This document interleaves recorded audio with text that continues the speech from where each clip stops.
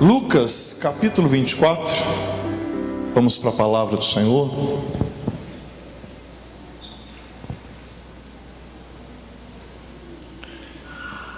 Está sentindo o cheiro de café aí?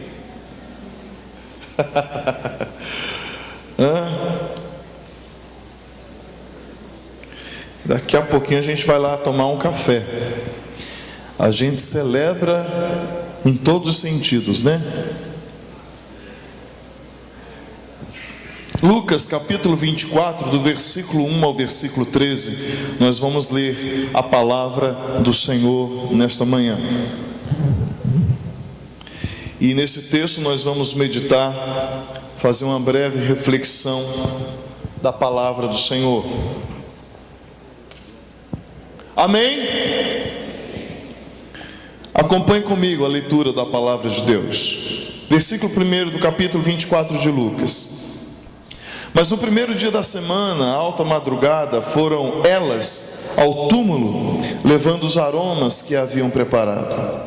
E encontraram a pedra removida do sepulcro. Mas ao entrarem não acharam o corpo do Senhor Jesus. Aconteceu que, perplexas a esse respeito, apareceram-lhes dois varões com vestes resplandecentes. Estando elas possuídas de temor, baixando os olhos para o chão, eles lhes falaram: por que buscais entre os mortos ao que vive? Ele não está aqui, mas ressuscitou. Lembrai-vos de como vos preveniu, estando ainda na Galileia, quando disse: importa que o Filho do Homem seja entregue nas mãos de pecadores, e seja crucificado e ressuscite no terceiro dia. Então se lembraram das suas palavras, e voltando do túmulo, anunciaram todas essas coisas aos 11 e a todos os mais que com eles estavam. Eram Maria Madalena, Joana e Maria, mãe de Tiago. Também as demais que estavam com elas confirmaram estas coisas aos apóstolos. Tais palavras lhes pareciam como um delírio e não acreditaram nelas. Pedro, porém, levantando-se, correu ao sepulcro e, abaixando-se, nada mais viu, senão os lençóis de linho, e retirou-se para casa, maravilhado do que havia acontecido. Vamos orar mais uma vez? Pai, é no nome de Jesus que nós clamamos que o Senhor fale conosco nessa manhã. Nós estamos aqui reunidos não apenas para cumprir um protocolo, mas o Senhor é a razão dessa reunião.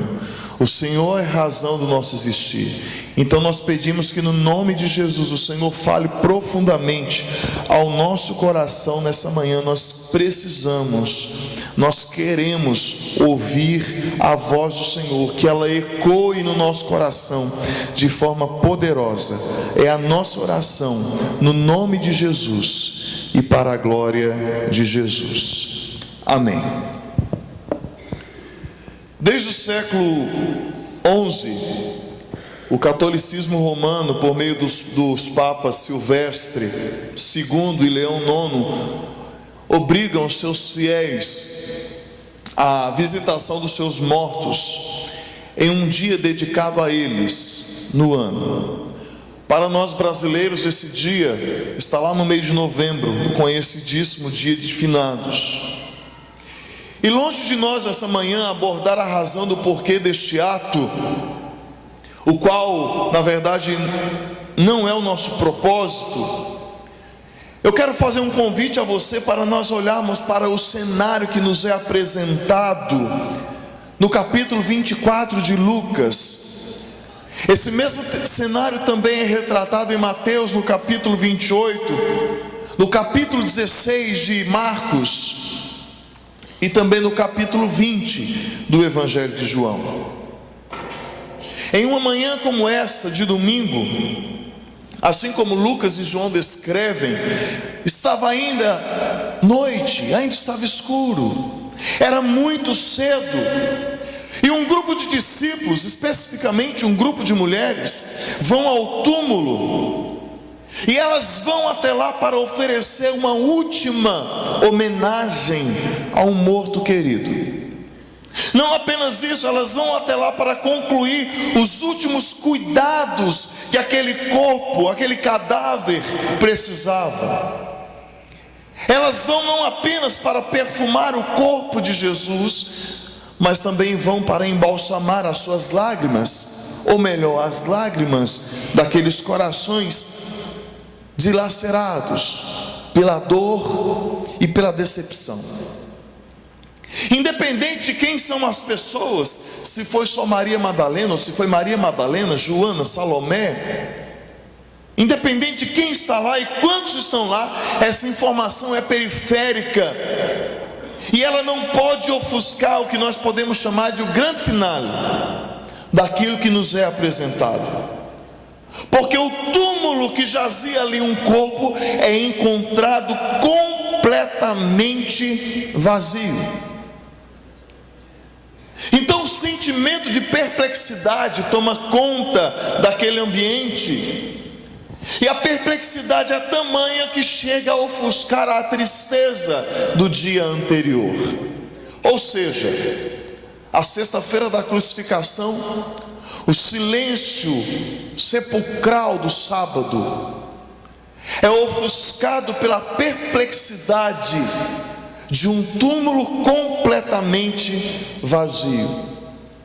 A homenagem então dá lugar ao espanto, o zelo cede espaço para o medo, e as lágrimas então abrem caminho, abrem passagem para o desespero, porque é justamente esse o sentimento que aquelas mulheres percebem ou experimentam naquela manhã de domingo.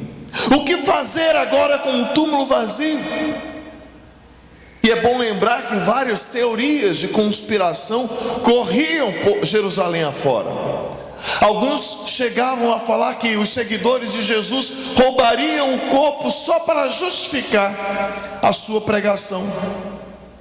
Ainda outros chegavam a falar que Jesus de fato não tinha morrido, ele apenas tinha desmaiado na cruz. E o fato de permanecer no túmulo, que naquela época era uma espécie de uma escavação em uma rocha bruta, de permanecer ali, o corpo, ou seja, o fôlego de vida retorna, ele consegue restaurar o seu fôlego de vida. No entanto, quando eu falo da visitação a um corpo, da visitação aos mortos, nenhuma visitação no cemitério causou tanto alvoroço quanto a visitação daquela manhã de domingo. Nunca na história da humanidade a visitação a um defunto causou tanto impacto o quanto causou aquela visitação em especial. É tão interessante que as consequências reverberam até hoje. E não porque Jesus tinha uma lápide bem elaborada no seu túmulo, não pelo fato de o seu jazido, o seu túmulo ser suntuoso. É bom lembrarmos, tanto o texto de Isaías 53 que nós lemos, e também nos evangelhos nós vamos nos deparar com essa informação, que Jesus sequer tinha um túmulo. Literalmente, Jesus não tinha onde cair morto, porque ele foi sepultado em um túmulo emprestado. E o que reverbera não é o lugar onde ele foi colocado, mas é o fato do ocupante do túmulo não estar lá. O lugar estava vazio. E se faz importante nós falarmos de que não apenas o túmulo vazio falava de algo, mas existia um enunciado celeste que trazia autenticidade ao evento. E o versículo 5 do texto de Lucas, no capítulo 24, nós vemos isso. Por que vocês procuram entre os mortos aquele que vive? Lá no capítulo 28 de Mateus, no versículo 5 e 6, a informação é um tanto quanto mais precisa, porque o anjo fala: eu sei que vocês procuram Jesus que foi crucificado. Aleluia. E a conclusão é: ele não está aqui, ele ressuscitou. O túmulo denuncia e fala de um milagre, de algo extraordinário, mas o céu invade o nosso natural, tornando então aquele evento um fato sobrenatural, e manifesta e fala de algo que de fato traz todo sentido à nossa vida e à nossa pregação. O maior evento da criação não foi o fato de Cristo ter vindo ao mundo por meio do nascimento virginal de Maria. Os milagres e as maravilhas de Jesus têm o seu lugar no ministério, inclusive na nossa existência, mas eles são periféricos diante da profundidade, do tamanho da notícia que ecoa naquela manhã de domingo: Cristo ressuscitou. É verdade que algumas notícias a respeito de outras ressurreições já tinham acontecido justamente por intermédio de Cristo, mas Ele mesmo sair dentre os mortos, aquilo foi de fato algo inédito, e aconteceu uma única vez, justamente para a demonstração do poder de Deus sobre o pecado, sobre a morte e sobre o mundo. O maior evento do universo, então, não foi a crucificação. Sim, ela faz parte. Não foi o fato de Cristo ter morrido numa cruz. É bom lembrar que a morte de cruz era uma morte comum naquela época. Os piores malfeitores, sendo um tanto quanto enfático, eles morriam e padeciam pela morte da cruz romana. Cristo morreu crucificado, mas a grande diferença é que Ele ressuscitou. Cristo ressuscitou, aleluia! E segundo John Stott, o cristianismo é, em sua essência, a religião da ressurreição. Remover a ressurreição da nossa pregação é conduzir o cristianismo ao completo desaparecimento. A ressurreição de Jesus é a pedra fundamental da nossa pregação. Note bem que um Cristo vencido pela morte não poderia, em hipótese alguma, nos salvar. Interessante que o apóstolo Paulo faz coro àqueles homens, e eu vou chamar aqueles dois varões de vestes resplandecentes à porta do túmulo, permita-me chamá-los de anjos. O apóstolo Paulo faz coro àqueles anjos, quando eles falam justamente, evocando lá no versículo 7, que era necessário que o Filho do Homem fosse traído e entregue nas mãos de pecadores, sendo crucificado e ressuscitasse ao terceiro dia. E Paulo, lá na sua primeira carta aos Coríntios, no capítulo 15, no versículo 1 ao versículo 3, Paulo vai falar justamente sobre isso. Cristo morreu segundo as Escrituras. E não apenas morreu, como Cristo também ressuscitou, conforme as Escrituras anunciavam. Note, meu querido irmão e irmã, sem a ressurreição, a nossa fé seria vazia. Sem a ressurreição, a nossa pregação seria vã. A nossa vida não teria propósito.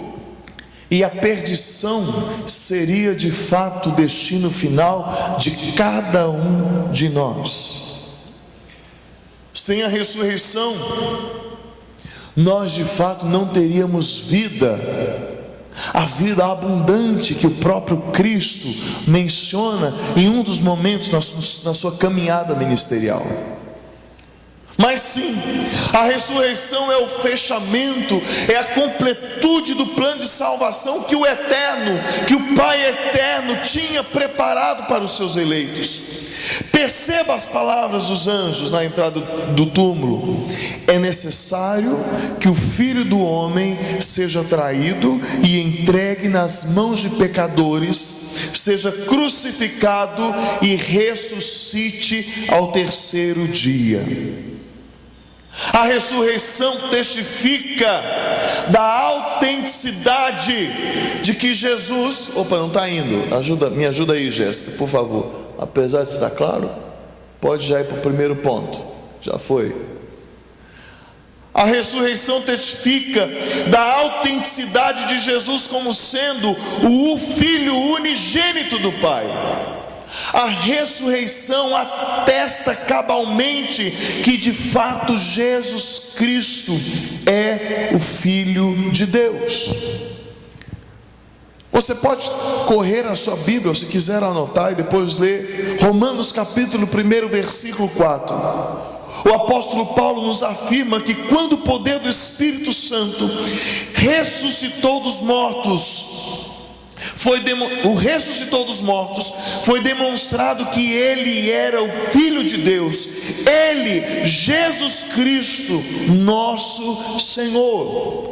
É a ressurreição que traz o embasamento definitivo, a comprovação cabal que Jesus era o Filho de Deus. Sim, foi naquele momento da ressurreição que definitivamente os primeiros discípulos foram convencidos, ou melhor, convertidos por meio de Deus Pai a Cristo Jesus, o Senhor.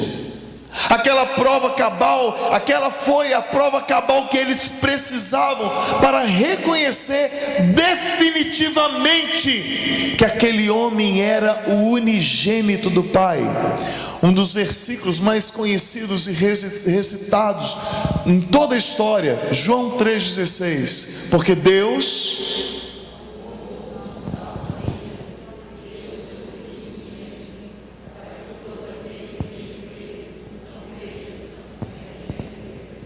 Mas até então, o enunciado do evangelista João, é claro que nós estamos falando de um enunciado já bem pós-ressurreição, mas na época do acontecimento dos eventos, esse enunciado parecia algo um tanto quanto estranho, porque não se tinha ouvido a respeito de alguém que tinha ido até a morte e retornado de lá. É interessante pensar que ainda nos nossos dias muitos têm Jesus como um grande homem, ainda outros têm Jesus como um herói, um nobre herói. Outros enxergam Jesus como um maravilhoso profeta. E tem aqueles ainda que acham que ele é uma espécie de Marte, e até mesmo um bom exemplo a ser seguido. No entanto, Jesus é muito mais do que isso. Ele é o santo e unigênito Filho do Pai. Ele não é apenas um grande homem. Jesus é de fato aquele que se mostra e se revela lá na sarça com Moisés, que ele fala que ele é o grande eu sou. Ele é a palavra encarnada. A sua morte não nos fala apenas de um ato heróico, mas da sua posição única e salvífica. As suas palavras não continham apenas um tom profético, ele era a própria profecia, ele era a própria palavra. Como João nos diz, no princípio era o verbo, era a palavra, e o verbo estava com Deus, e o verbo era Deus, e ele se fez carne e habitou entre nós. Cristo não tinha apenas uma boa mensagem, ele era a própria mensagem. Para nós ele não nos serve como Marte, porque nós não precisamos de um Marte, nós precisamos de um Salvador. Aleluia! E somente ele, sendo o próprio Deus, se entrega por nós. Somente ele, sendo o próprio Deus que se entregou por cada um de nós, pode de fato nos oferecer vida plena, vida abundante. É necessário que o Filho do homem fosse traído e entregue nas mãos dos pecadores, fosse crucificado e ressuscitasse ao terceiro dia. Aleluia! Cristo ressuscitou. Aleluia! A ressurreição também testifica que o seu sacrifício pelo pecado foi aceito e que a obra de salvação foi totalmente completa. O que nós merecíamos diante de uma imersão terrível no pecado. Talvez você pode até falar assim: eu sou um homem bom, eu sou uma mulher de um bom coração, eu tenho tantas boas intenções. E eu costumo brincar que existe um lugar que está assim, de gente com boa intenção. Ter um bom coração aos nossos olhos, ou ter boas intenções, não basta. Permita-me ser sincero com você. De fato, você não é uma pessoa boa.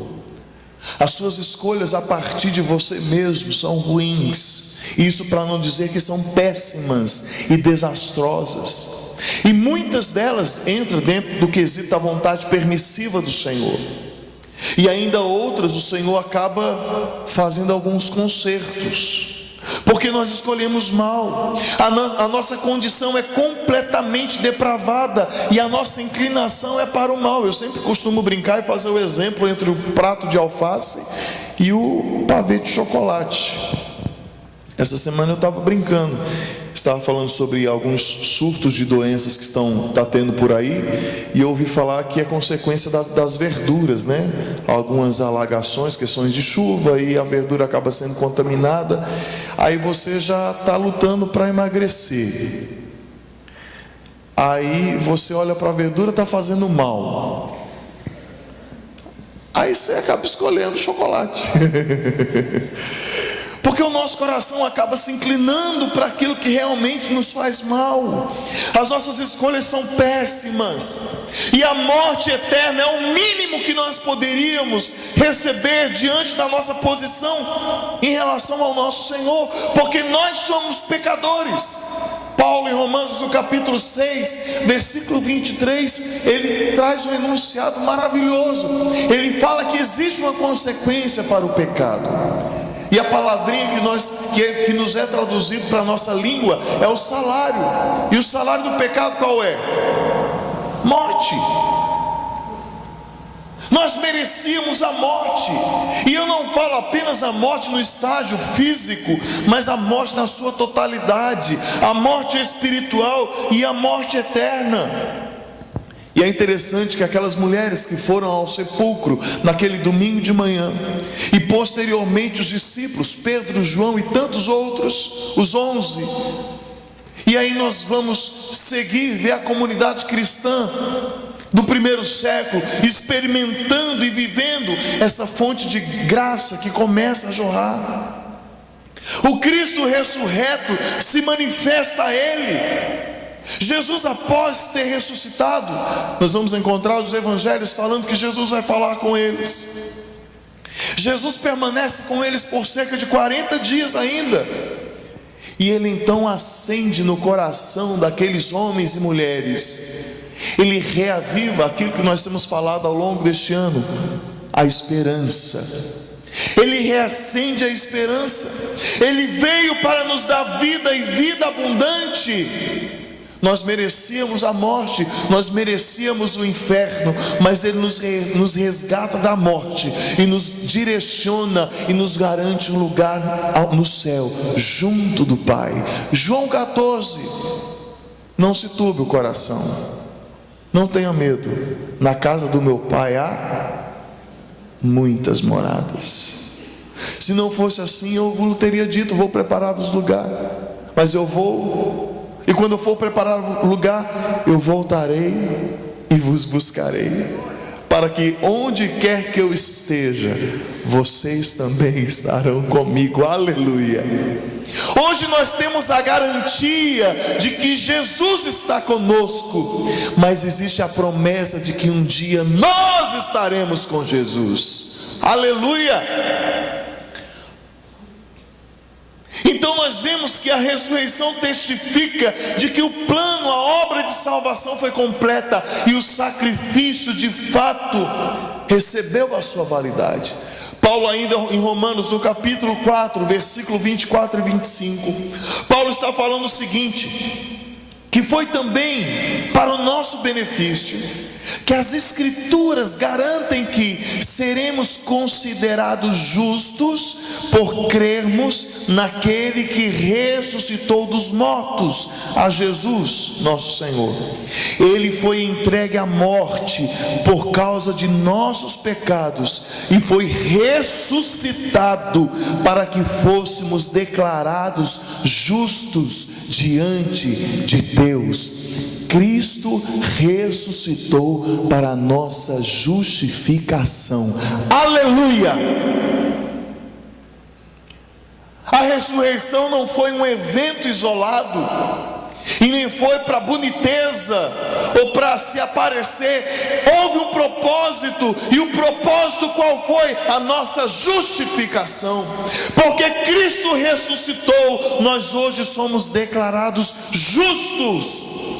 A ressurreição de Cristo testifica que o sacrifício que Ele fez por nós foi completo, e uma vez que foi completo, foi aceito, e essa salvação então foi aplicada uma vez por todas em nossa vida. Por isso, irmãos, não existe, tira da sua cabeça no nome de Jesus essa ideia de que existe um anjo escrivão com uma borracha, ou branquinho, ou sei lá, ou com um computador deletando o seu nome toda vez que você dá uma escorregada.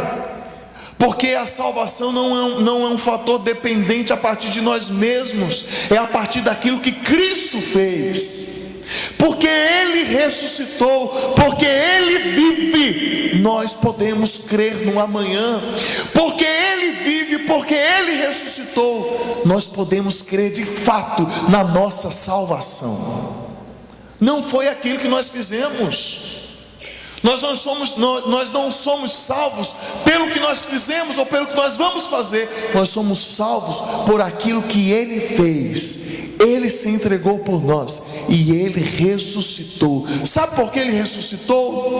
Porque Ele cravou definitivamente no livro da vida.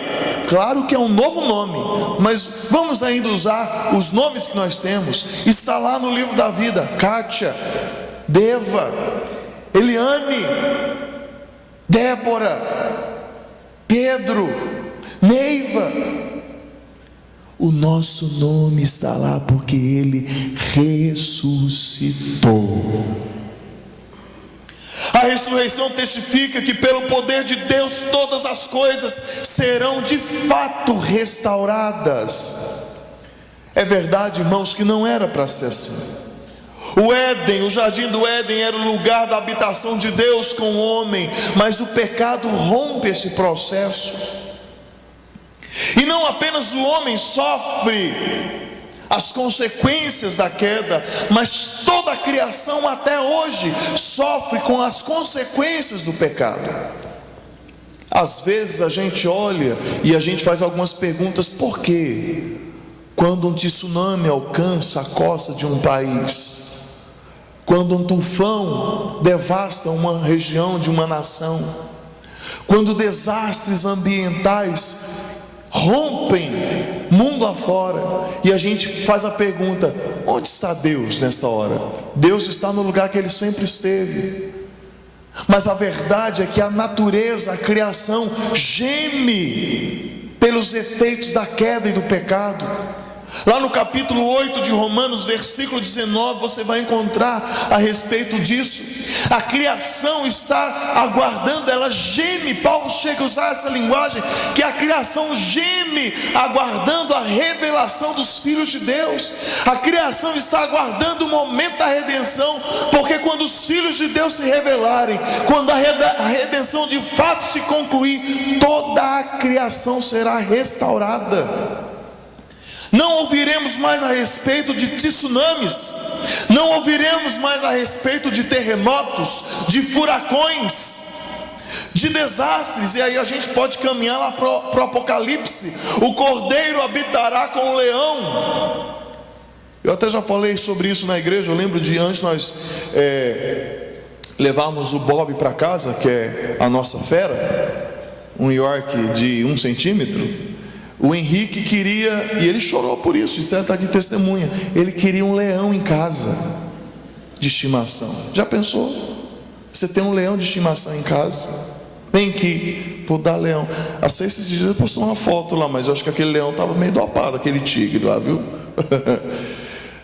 Mas olha só que interessante, com a redenção em definitivo, por que não habitar com o leão? Já pensou nisso, hein, Roseli?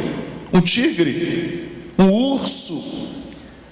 A natureza voltará ou terá o curso original, natural, aquilo que de fato era para acontecer. A criação então aguarda essa redenção, e a ressurreição testifica justamente disso. Está falando que todas as coisas voltarão ao curso natural. Entenda curso natural não por essa perspectiva como conhecemos, entenda curso natural, ou seja, como Deus criou, ou como era para ser. Não mais diarreia, não mais ruga. Irmã, você não foi feita para ter ruga, mas isso aí é porque Eva pecou. Não vá brigar com Eva depois, né? Porque você faria a mesma coisa no lugar dela. Não sofreremos mais com os resultados da força da gravidade, porque viveremos em plenitude de vida. Há um processo de restauração plena que a ressurreição testifica. E quando a palavra de Deus está falando de novos céus e nova terra, tudo vai se fazer novo, e tudo de fato se fará novo. Sabe por quê? Porque Cristo ressuscitou. E nós vamos encontrar a palavra de Deus, o Senhor falando: eis que faço novo céu e nova terra, e tudo se fará novo. Sabe por quê? Porque Cristo venceu a morte, porque Cristo venceu o pecado, porque o túmulo não deteve. Interessante que após a ressurreição, de réu Cristo passa a ser juiz, de servo sofredor ele se torna o rei governador, de cordeiro, isso aqui pulverizou-se, né, nas redes sociais, de cordeiro ele passa a ser leão, e nele todas as coisas, quer nos céus, quer na terra ou debaixo da terra, estarão fundamentadas sobre os seus ombros. Ele agora, uma vez que ressurge, governa todas as coisas. Cristo governa tudo. E sim, é bom nós lembrarmos e falarmos que Cristo morreu por nós. É muito bom nós mencionarmos isso. No entanto, é muito mais interessante nós falarmos que Cristo ressuscitou para a nossa justificação. Quando nós anunciamos a ressurreição, nós estamos falando de algo grandioso, e muitas vezes nós ficamos presos apenas no ato da cruz, o fato de que Cristo morreu por nós, e nos esquecemos que Ele ressuscitou. É interessante nós lembrarmos que o livro de Atos, ou ponderarmos que o livro de Atos é um livro que fala a respeito da ressurreição. Os primeiros discípulos, os primeiros cristãos estão apavorados, no bom sentido, né? Eles saem anunciando o Evangelho, não porque Jesus tinha morrido apenas, mas porque Jesus ressuscitou. A nossa conversa, a conversa da igreja, deve girar em torno do milagre da ressurreição. Mas é verdade que muitas vezes nós ficamos esperando em Cristo apenas nessa vida aqui, e vivemos em busca apenas dos milagres ou dos benefícios de Jesus nessa vida, quando na verdade os nossos olhos precisam estar voltados para a realidade que Cristo ressuscitou, e uma vez que Ele ressuscitou, Cristo vive. O diabo, Com a ressurreição nós temos a certeza de que o diabo será encarcerado definitivamente, o inferno será derrotado, o pecado foi vencido e a morte terá a sua morte decretada. Eu não sei se você consegue entender o que eu quis te falar agora, mas a morte não terá mais poder. Aquela pessoa que partiu já, ela ressuscitará com Cristo Jesus, aleluia. E a palavra de Deus diz que os mortos ressuscitarão primeiro, no retorno de Cristo, eles ressuscitarão primeiro, e nós que estivermos vivos, seremos então atraídos para a presença do eterno Rei da Glória. A ressurreição de Jesus nos proporciona a certeza de que a dor não mais nos afugentará, o pecado não mais nos assediará, e nós viveremos para sempre com o Pai. E para concluir com você essa manhã, eu quero chamar os irmãos do louvor aqui. Sim, Jesus ressuscitou. A cruz nunca, pense bem nisso, a cruz nunca foi o destino final. A cruz apenas se tornou o símbolo de uma vitória certa e de um amor eterno, que foi forjado no coração daquele que tem poder e domina tudo e todos. Mas preste bem atenção: se Cristo ressuscitou como de fato Ele ressuscitou, e Ele havia anunciado que Ele ressuscitaria ao terceiro dia, não vale a pena a gente crer que Ele vai voltar assim como Ele prometeu? Amém, irmãos? Hoje nós celebramos a ressurreição, mas em breve, muito em breve, nós celebraremos a sua volta, aleluia. E nós não estaremos assim, sofrendo, talvez porque acordamos bem cedo para vir ao templo, porque nós desfrutaremos do deleite eterno da presença do nosso Rei. Aquele que morreu e se entregou por nós vai voltar para buscar a sua igreja. E eu fecho falando algo que tem queimado meu coração esses dias: Maranata, ora vem, Senhor Jesus. Vamos colocar de pé.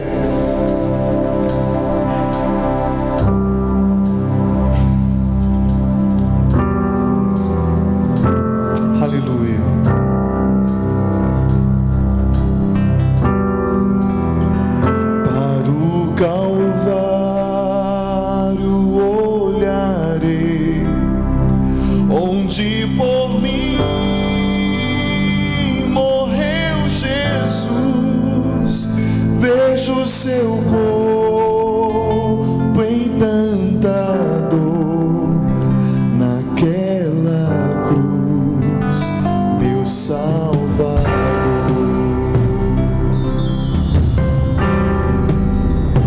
Seu corpo sepultado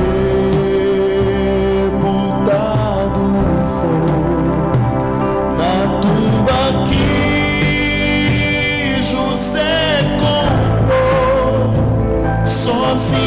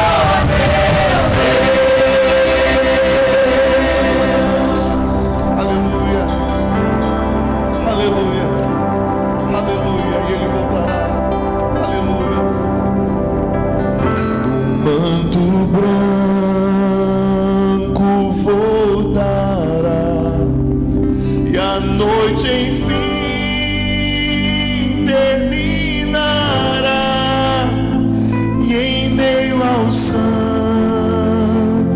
subirei, sua face eu contemplarei.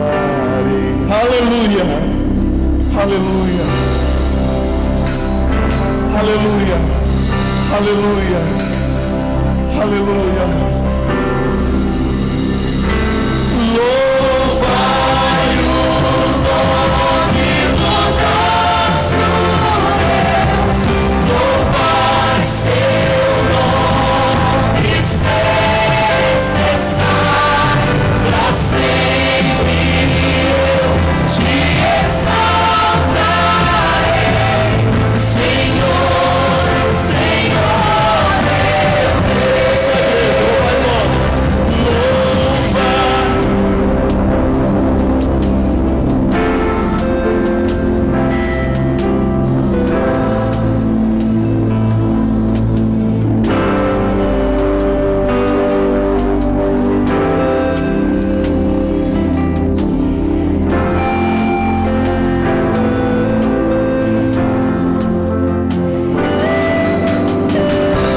Nós louvamos a Ele porque Ele ressuscitou. Nós louvamos a Ele porque Ele vive. Porque Ele vive nós podemos crer no amanhã. Nós louvamos o Seu nome porque a ressurreição testifica do poder do Senhor sobre todas as coisas, do Seu domínio sobre a nossa vida, sobre a nossa existência. Por isso nós louvamos. Por isso nessa manhã nós celebramos Jesus. Vamos aplaudir o Senhor. Vamos glorificar o Seu nome porque Ele ressuscitou, porque Ele vive. Nós louvamos o nome do Senhor, nós testificamos dessa verdade, nós não nos envergonhamos do Evangelho, que é o poder de Deus para a transformação e para a proclamação, para a mudança de vida do mais vil pecador. Aleluia! Louvado seja o nome de Jesus. Aleluia! Louvai o nome do nosso Deus, louvai seu nome sem cessar, pra sempre eu te exaltarei, Senhor, Senhor meu Deus, Senhor, Senhor meu Deus, Senhor, Senhor meu